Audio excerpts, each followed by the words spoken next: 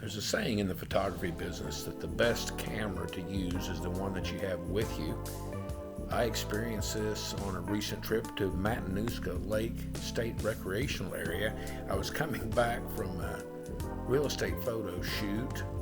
Weather was beautiful, and I thought that I'd like to get some aerial video of the fracturing of the ice on Matanuska Lake.